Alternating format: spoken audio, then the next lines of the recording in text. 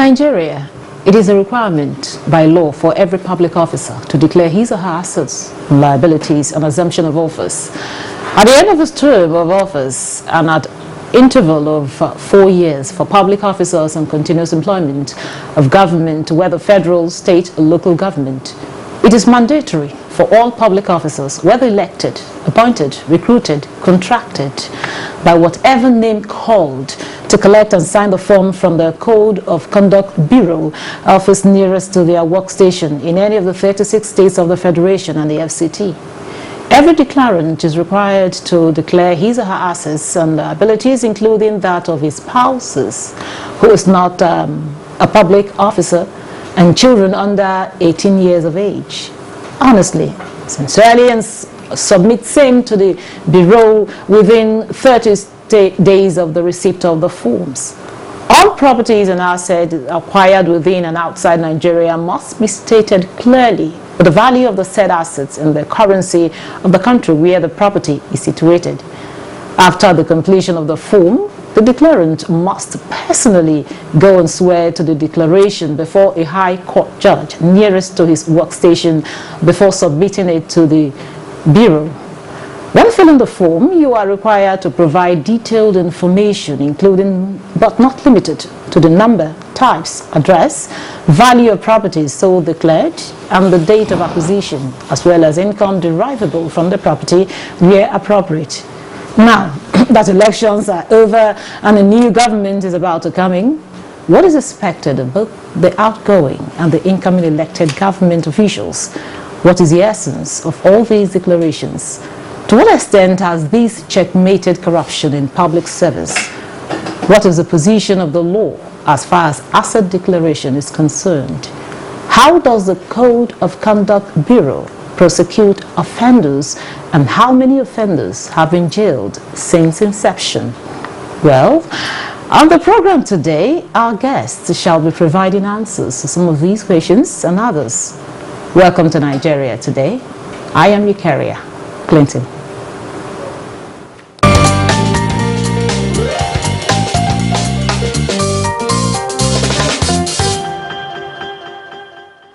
We have two gentlemen here in the studio to do justice to why it is necessary for public officials to declare their assets. We are joined by a member of the Code of Conduct Bureau, Zephaniah Ishaku Bulus. Welcome to the program. Good evening and welcome viewers. As a matter of fact, Ishaku Bulus was just appointed as a member of the board of the CCB just recently, but until then he was a staff of the bureau for 33 years. Congratulations. Thank you so much. You're welcome. Also joining us is Olabode Shomi, a public affairs analyst. Good to have you with us. Thank you. It's a pleasure. I'll start with you, Ishaku. So, give us with a brief history of the Code of Conduct Bureau. Okay, as a brief history of CCB, CCB was first entrenched in the 1979 Constitution. The first chairman of the Bureau then is Isa Keita, who was appointed then, but unfortunately that period did not see the Bureau coming into full force. But however, during the military era, way back to 1988, through Decree Number 1, then the CCB was established by the then government of General Ibrahim Badamasi Babangida. And subsequently, the CCB was further entrenched in the 1999 Constitution as amended.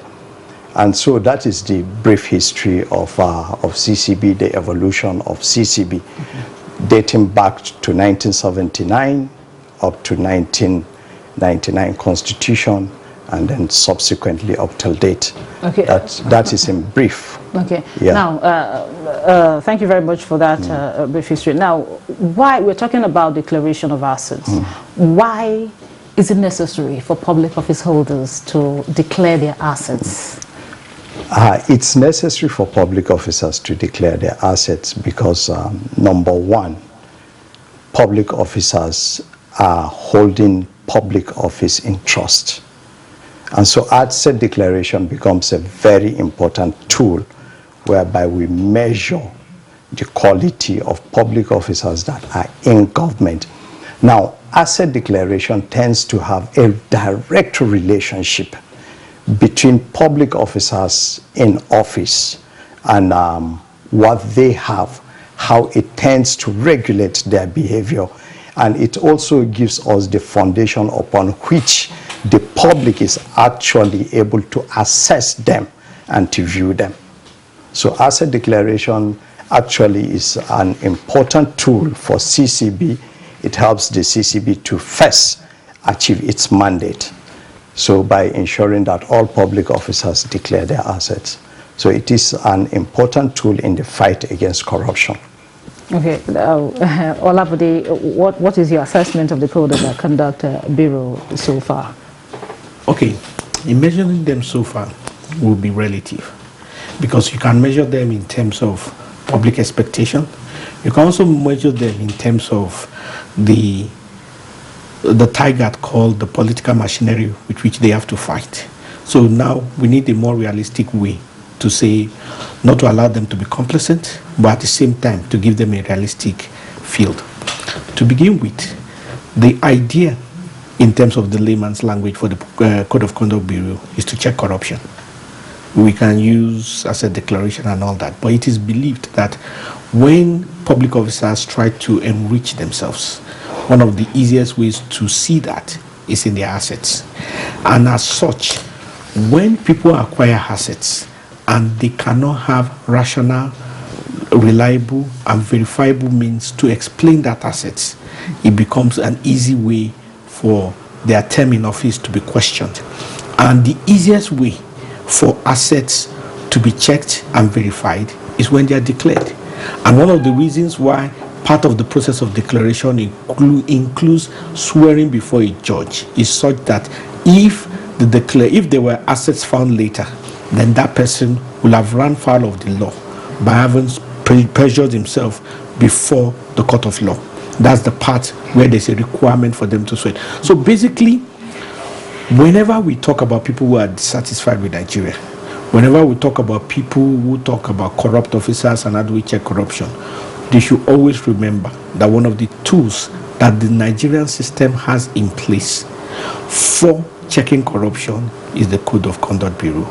In simple terms, we need a critical mass of Nigerians rather than shouting, this politician is a thief or this politician is this. We should actually say this politician should show us his last two assets declaration within the Code of Conduct Bureau. That becomes a verifiable means for actually pointing the finger at somebody who is corrupt. Okay. Now, Ejaku, we know we've earlier said that the public officer should declare their assets. So what categories of the public officials? I know like in countries like India, the president is not allowed to declare. It's not mandatory, but he can do it voluntary. You know, some countries, Pakistan and the rest of them. So what categories of public officers, you know, should declare their assets? By classification, actually, and to put it in a very simple way, so long as you earn remuneration from government and you are classified as a public officer, from Mr. President up the ladder and down even to the cleaner at the bottom in the local government level, are all public officers who by law are required to declare their assets. Okay. So virtually everyone cutting across the three tiers of government, the arms of government are by law required to declare their assets, so long as you earn remuneration from government. Okay, after this declaration, can this information be made public? By provisions of the law, our law did not allow for public asset declaration, except a few public officers who elected to actually declare their assets publicly.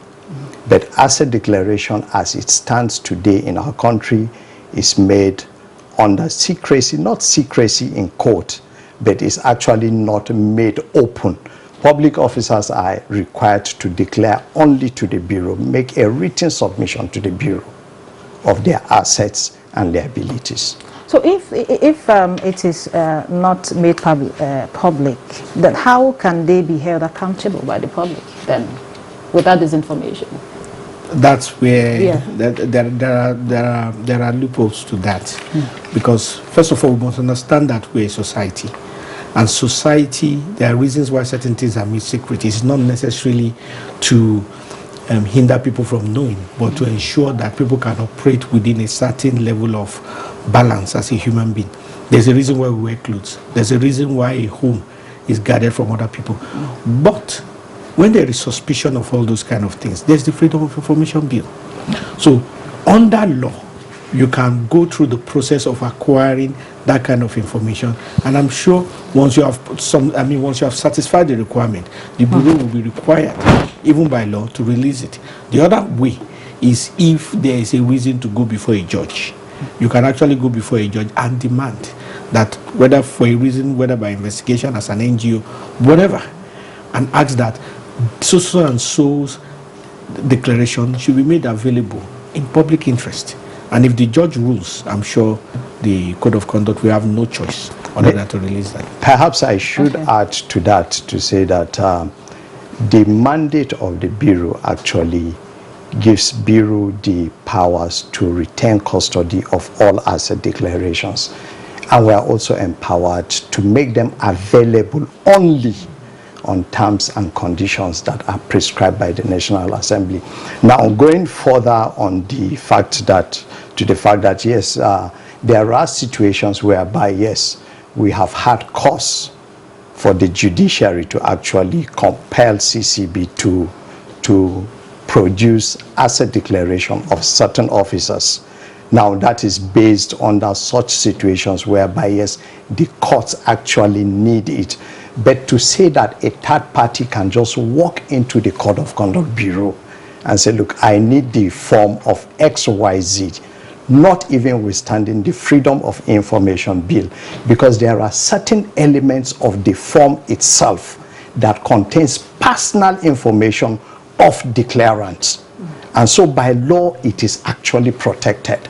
And so you can not easily make them available, except when the judiciary actually, or the courts, compel CCB to declare, to render or to bring such declarations. And you know that is only necessary when there are issues surrounding ownership also of those asset declarations. Okay, that brings me to Yes. my next question. In our introduction, we mentioned that the assets and liabilities, of course, of their spouses and children are included. Why is that? Why asset declaration of spouses and children is for simple reason. Now, the spouse asset has a direct bearing on the lifestyle of a public officer. Either ways, either the spouse is male or female, there are instances whereby what you have has a direct relationship with the behavior and conduct of the public officer in question. Now, furthermore, we know as a matter of fact too that assets can be hidden under certain names. And the first area whereby public officers are likely going to hide assets will be in people that they trust so much. And the first line of trust perhaps will be the family, either the spouse or the children, more especially children under the ages of 18. Once you are above 18, you are answerable to the law yourself. Okay, yes. Now, Olabode, earlier you mentioned that the basic duty of the bureau is to fight corruption, by calling asset declaration or other. Now, do you see them, from your own opinion, do you see them doing that in the past? Well, maybe I should refrain that. Those to fight corruption are the law enforcement agencies. but the Bureau is a tool to check corruption. In other words, the Bureau, doing their job, their normal job of data protection, data gathering in terms of assets of people, puts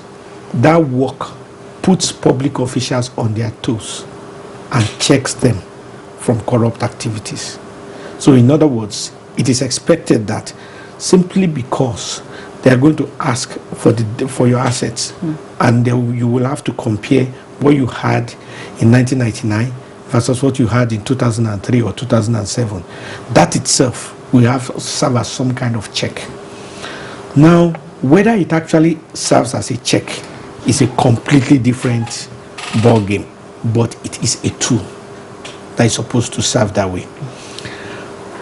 So, to my mind, like I said, I mentioned the Freedom of Information Act. I think it would be good to check the details of that, because part of that act even goes as far back as some of the things that government classifies as secrets. So to the extent that it can be proven that that act is needed for public interest, it can be released under that. But it is important to note that the Freedom of Information Act, exercising it, is not just about carrying the act and say, I am coming to you, I need the information. Rather, it ends with a court judgment. In other words, you are going to prepare a case, the need for having it, and go before a judge, and the judge is going to rule. So it is like any other court judgment. So the point is that for those who seek to fight corruption, whether it be law enforcement agencies, whether it be NGOs in that area, the code of conduct exists as an agency of government that can provide data and information that can be used to check corruption. The truth is that by the time one or two people are put on their toes as a result of information that had been publicly declared, because once it's declared, it's public information. It may not be available publicly, but it can be gotten because it's public information.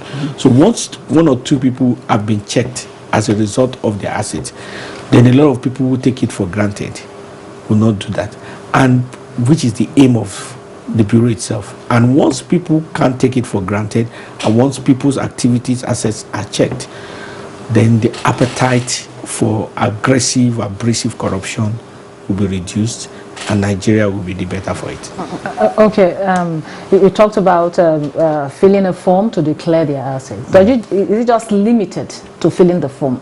Do we have some kind of monitoring team to monitor or verify these assets? And if any of those public officers default in the declaration, are there sanctions? Now, yeah, asset declaration is not only limited to just the filling of the form and just rendering returns to the Code of Conduct Bureau.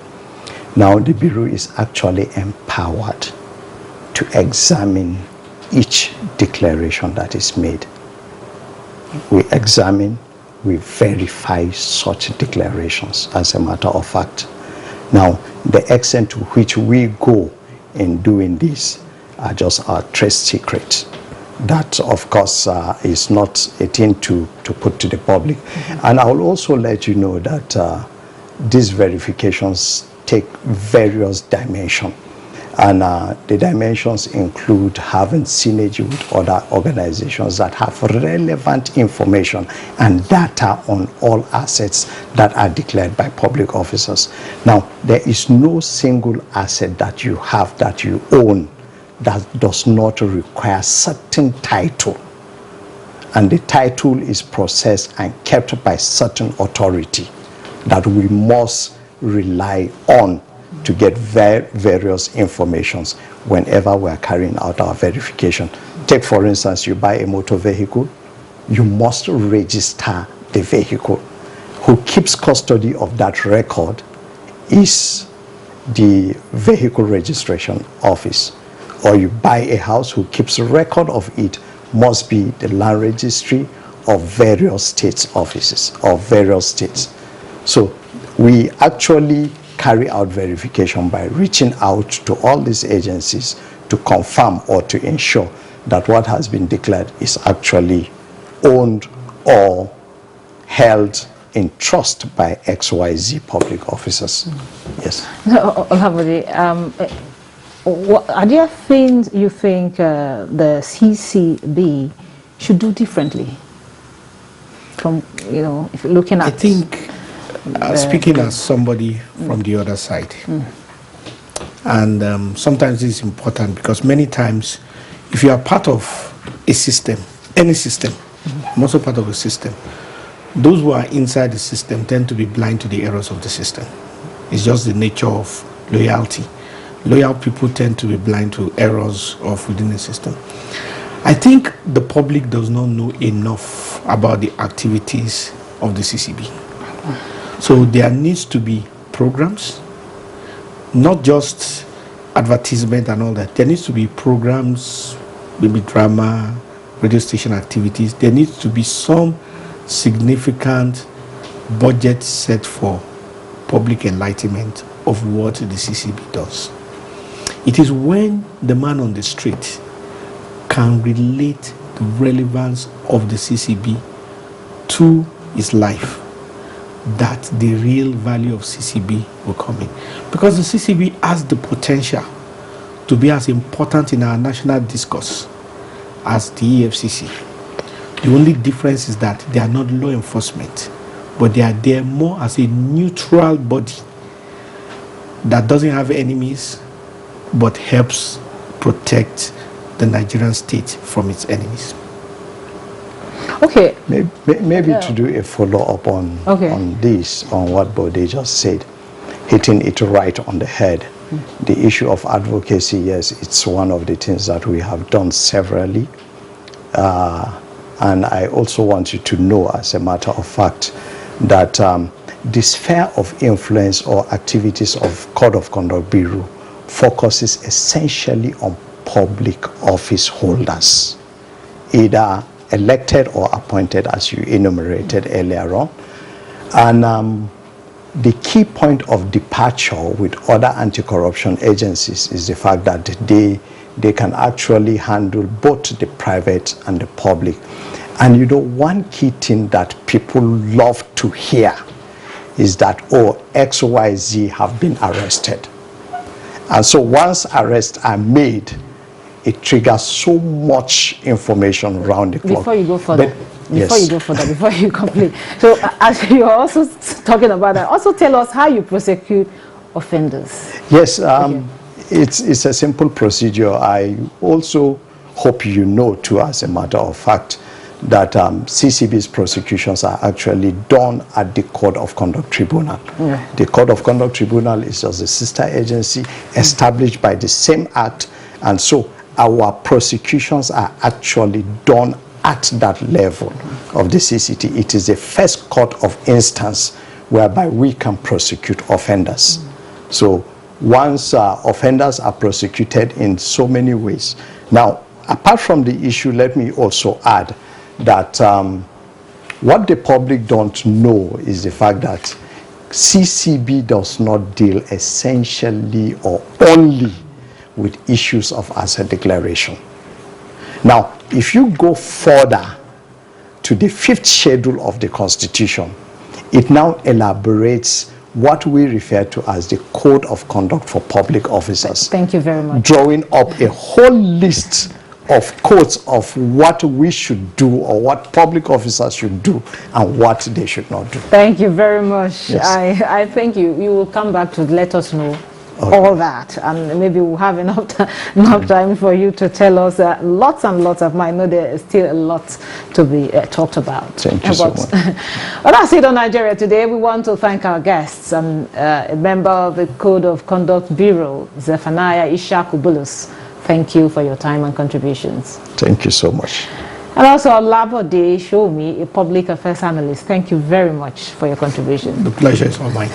And to you, our viewer, thank you for always keeping the date. Don't forget, Nigeria Today air weekdays at 7:30 p.m. on NTA News 24. You can watch this and other episodes on www.youtube.com/NTA News 24 Hub. Once again, thanks for watching. I am your carrier, Clinton. Goodbye.